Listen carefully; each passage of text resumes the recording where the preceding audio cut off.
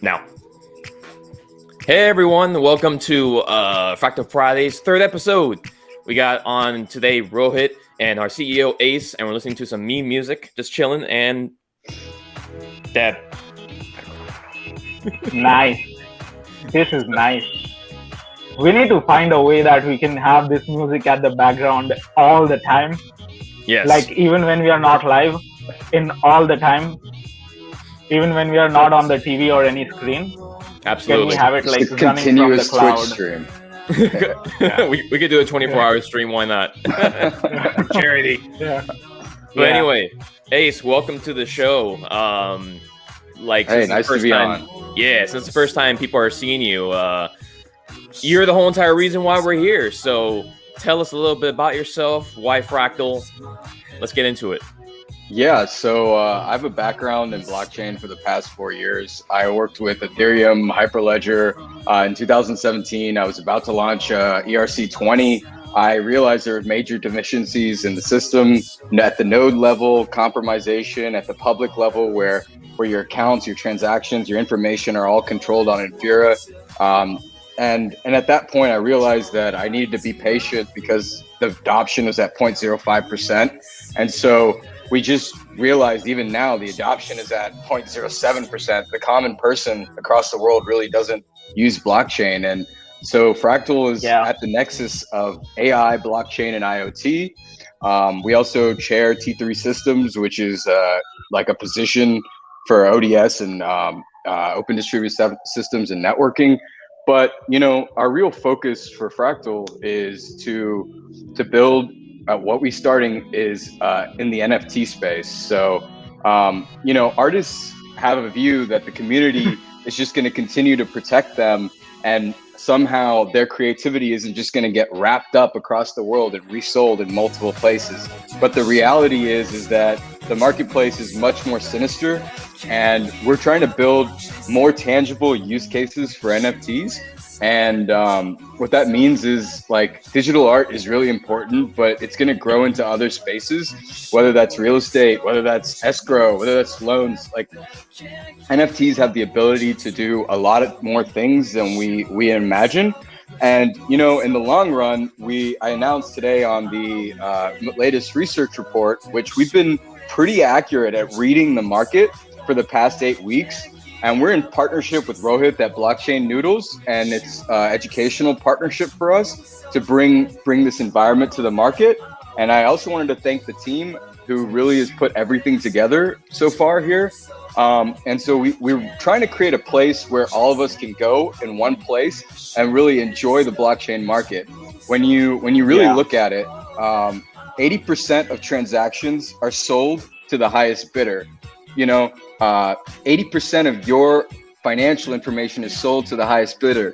Your telecommunications is sold to the highest bidder. Your SMS can be bought for $16. 73% of the Google Play Store is sharing third-party identifier data. I mean, we're sitting on a Google product right now as we speak, and you know, we don't even have an idea of the safety of our emails or anything that's available there. So, you know, that's the little bit of spiel about Fractal and our long-term mission. And, you know, it's a long-term goal. And, you know, all we can do is take steps forward to do our best and to really be successful in the long run. I mean, blockchain isn't the end of the world. You know, blockchain isn't everything either. You know, there are so many more efficient ways of doing transactions. It's great if Fractal builds a blockchain. We don't plan to just use blockchain as our only thing. And we don't plan on using AI to build a Skynet. You know, we want to use things in an ethical way and bring it all together to bring products to the market that will really change how we view technology. And so I'll leave it at that. And I know I just spieled over, and I want to make it more of a conversation from this point forward. I think Alejandro would agree that, you know, your enthusiasm and your emotional connected to everything that you do is all energy that, you know, it flows right into the people who you talk to. So that's a good thing. Absolutely. Thanks. And that is a perfect segue into our report, as we were talking about earlier. So, Rohit, once again, I think you outdid yourself this week with a report. Let's take a walk through it. So what did you? I've read through it, but what did you find this week that you want to share with the audience? Yeah. So every week we are, trying to look at the market because Bitcoin, the way how it works is if the Bitcoin moves, the whole cryptocurrency segment moves because that's the whole majority stake in all the cryptocurrency market. So what we do is we see what's happening in the Bitcoin network and we try to assess what's going to happen.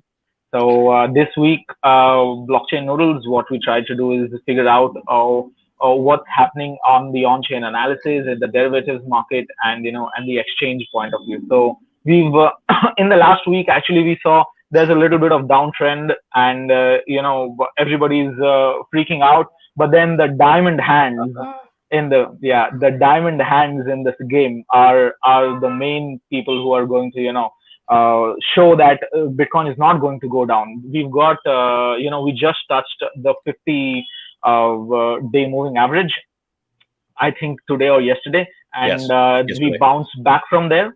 So from $50,000, we bounced back. If we close this above that 50-day moving average, I think we'll still be good. Even if we go down, we've seen if we see the charts, it's come down and it goes up. That's what generally happens. But then it's a good opportunity. I think for me, I'm going to, buy some of more of these things and, just keep a little more if it goes down a little more. So diamond hands is what Yeah, can I ask you something? What are the most important statistics when you're coming to, looking at these numbers? I mean, it's great to see all these charts, but for someone who's just kind of getting into this stuff, what are the important statistics that you really want to look at when you analyze the blockchain space? Can you guys hear me? Yes, I can hear you. A little bit soft though. Yeah, there's a bit of an echo.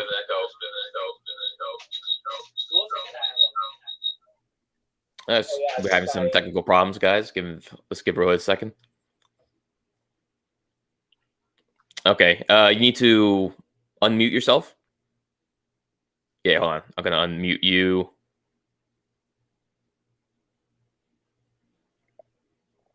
Yeah, these live streams are imperfect. That's why we may even build one of these. Right. Let's see. Let me see, Rohit. If I can maybe add your laptop to the stream, would that help? But I'm trying to unmute your mic.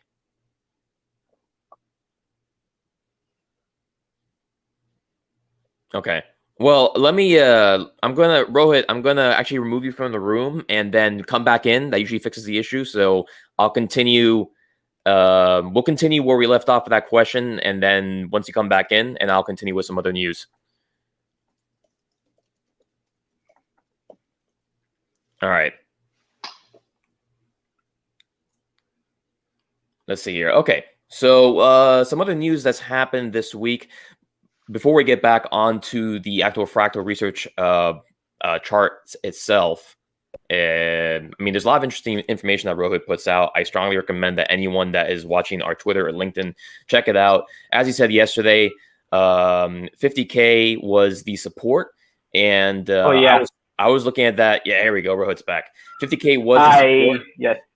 And I was looking at that number very carefully yesterday. I was saying, I'm a bit of a short-term bear right now. I know people are probably not going to like me to say that, but I'm like, come on, drop a little bit. But that level did hold. And going off what Rohit said, I did see a bounce back. So currently it looks like we're short-term bullish.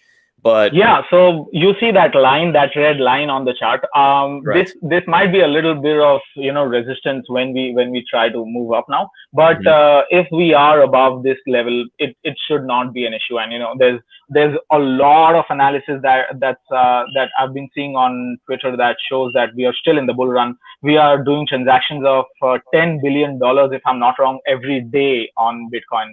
So that's huge. And also we are doing transactions worth, I think, more than $22 billion on Ethereum. So people are getting worried when they see Ethereum going down 1,500, 1,600. I think that's a good place to buy Ethereum for the long run. And we can see on these charts also, every time it has touched the 50-day moving average, it bounces back. I think this has happened since last 4 or 5 times, if I'm not wrong. So that's a normal thing. Market consolidates and then it moves back up.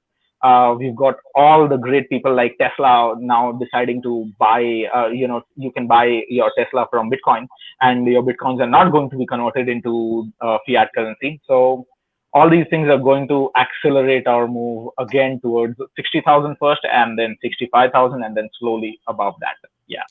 Absolutely, and I saw actually. Well, I'm holding some ETH bags right now. I bought some below the current level and above the current level, but it's been pretty resilient compared to Bitcoin dropping yesterday. So altcoins are doing generally fairly well as of yesterday when Bitcoin fell, which is usually not the case. So it's a bit of an anomaly.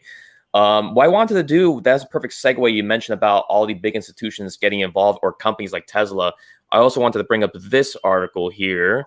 There has been a lot of bullish ETF news this week from different. Well, I'm going to briefly post here that from last week, Latin America gets its first Bitcoin ETF. So Brazil last Friday, actually, didn't have a chance to talk about this. Brazil has become the first country in Latin America to launch a Bitcoin exchange traded fund.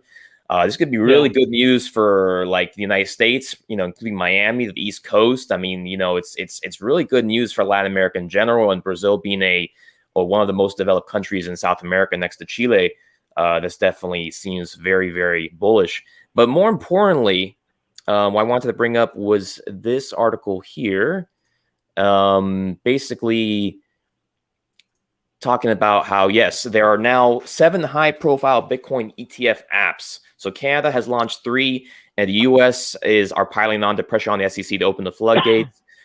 Basically, Morgan Stanley, we already know, has come out. Fidelity has come out in the last few days. I mean, this is all really, really bullish news. So this short-term bear, to me at least, seems like a short-term bear thing. I don't know where it's going. No one knows where it's going, but it's a bear trap. It's a bear trap, right?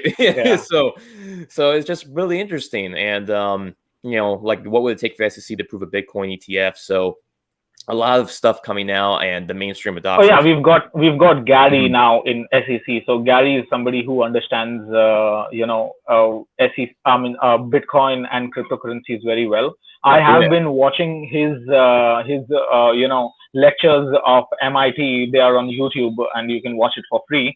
So I've been watching those lectures, and he seems to be a guy who really understands cryptocurrency and blockchain and Bitcoin and all those stuff. So that's that's a good thing that we've got him, and now we'll get more applications approved from the SEC in the US. So that'll be good in general. What was his name again? Gary Granson. I'm most probably I've got him wrong. Granson. Okay, I'll just put it in the chat here and to look it up. So MIT professional. Cool. Yeah, I'm definitely. He's given lectures on blockchain technology, Bitcoin, cryptocurrencies, and stuff on in MIT. I think it's a lecture from 2018, if I'm not wrong.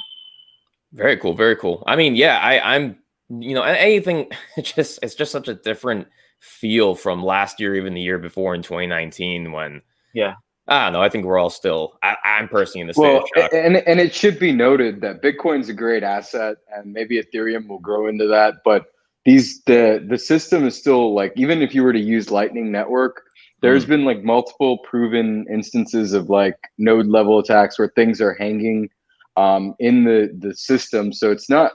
It's like, as much as the adoption sounds great, I mean, and don't call me a negative about it. I just still think that the market is like, it's great that a bank wants to sell an ETF to somebody, but they might end up in trouble. The more that they go into this stuff, they might end up having a real fallout.